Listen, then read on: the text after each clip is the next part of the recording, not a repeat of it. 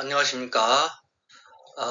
이 시간에는 철기 시대에 대해서 공부를 해 보도록 하겠습니다.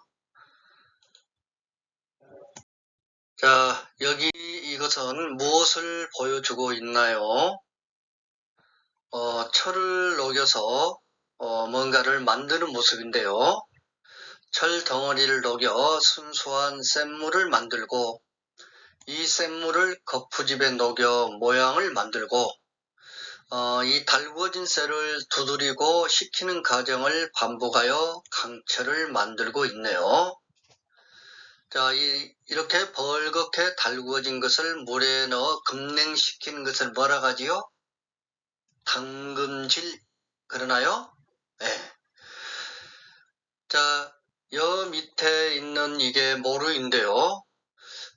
뜨겁게 달구어진 쇠를 여기 모리에 넣고 쇠 망치로 두들기고 아래 이 물에 급하게 냉각시킵니다. 급냉시키면 아주 단단한 강철이 됩니다. 자, 우리 사람도 마찬가지라고 생각합니다. 적당한 자극과 도전을 받고 그것을 이겨내면 강인한 사람으로 성장할 가능성이 높다, 이렇게 생각을 합니다.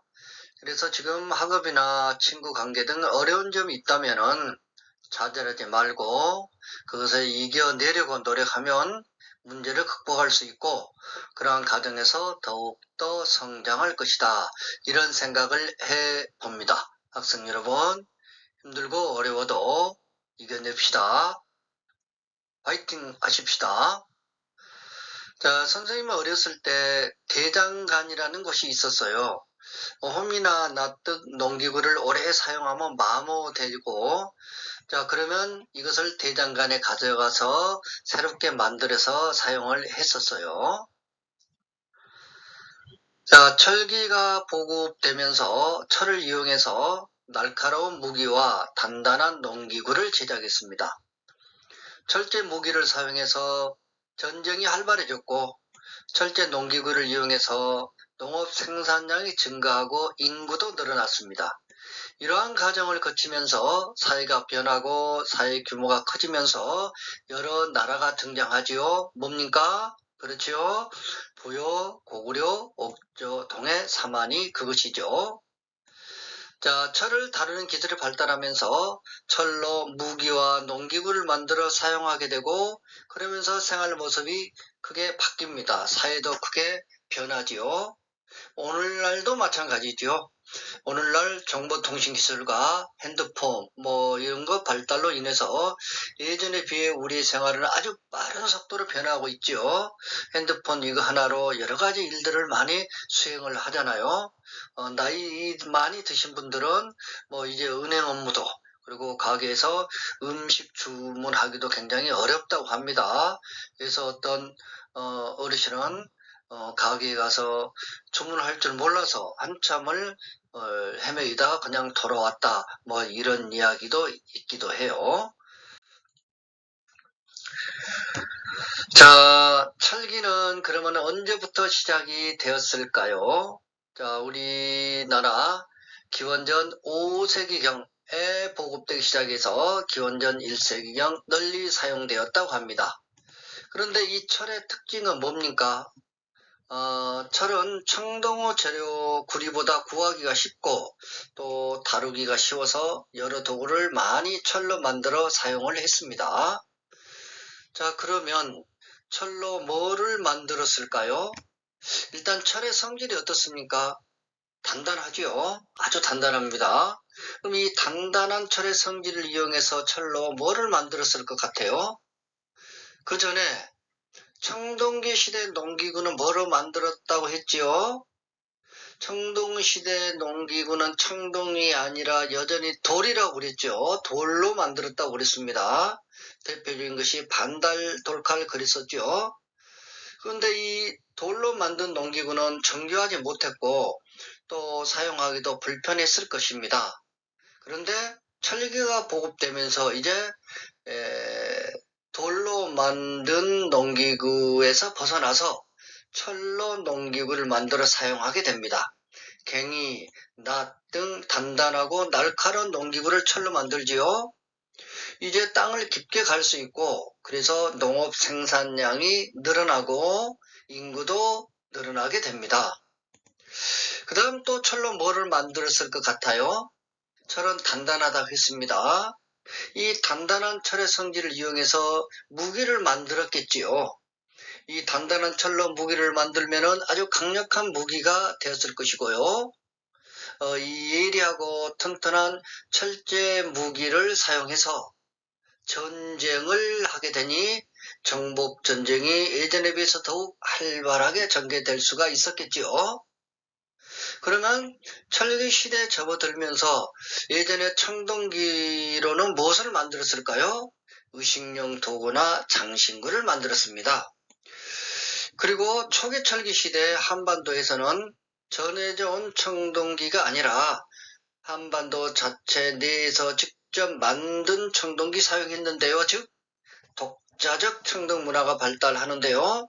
그 증거는 뭐가 있습니까? 세영동굴 만들었다, 잔무늬 거울 만들었다, 그리고 거푸집이 있었다, 이런 걸로 확인할 수가 있죠.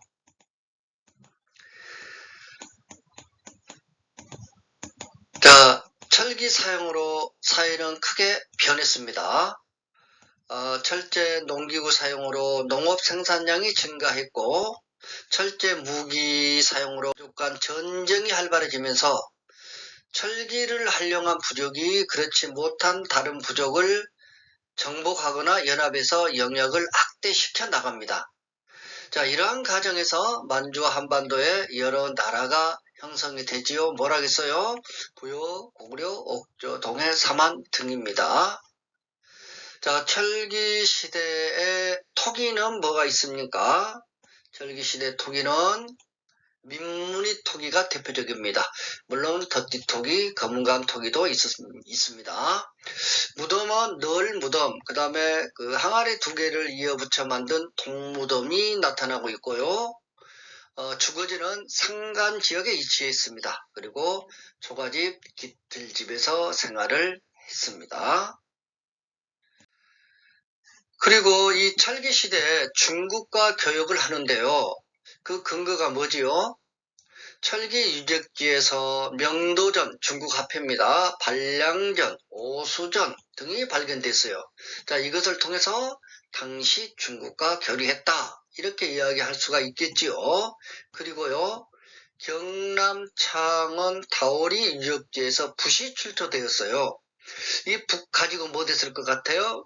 뭐 사람 간지럽혔다고요? 아닙니다. 이 붓 가지고 글씨를 썼을 것이다. 뭐 한글 썼어요? 아니죠. 아직 한글 창제되기 전이잖아요. 그래서 한자가 전래되었다. 이렇게 추정해 볼 수가 있겠습니다. 자, 정리 한번 해봅니다. 철기는 기원전 5세기경 만주 한반도에 보급되기 시작했고요. 기원전 1세기에 널리 사용이 되었습니다. 초기 철기 시대에 한반도에서 독자적 청동 문화가 발달했는데요. 그 증거는 뭐라고요? 거푸집, 세영동검, 잔무늬 거울이 있습니다. 철기 시대에 들어와서 철제 농기구, 철제 무기가 사용되면서 농업 생산량이 증가하고 인구도 늘어납니다. 정복 전쟁도 활발했고요. 사회 규모가 확대되고 규모가 커지고 그렇죠. 이러한 과정에서 여러 나라 초기 국가가 등장을 합니다. 철기시대 토기는 대표적인 것이 민무늬 토기고요. 또 철기시대 중국과 교류했다라는 증거, 뭐라고요? 명도전, 오소전, 반량전이 출토되고 있다는 점, 그리고 한자가 전래되었다는 증거, 뭐라고요? 경남 창원 다오리 육지에서 붓이 출토됐다라는 것, 이렇게 이야기할 수가 있겠죠. 자, 지금까지 철기시대 같이 살펴봤습니다. 수고 많이 했습니다.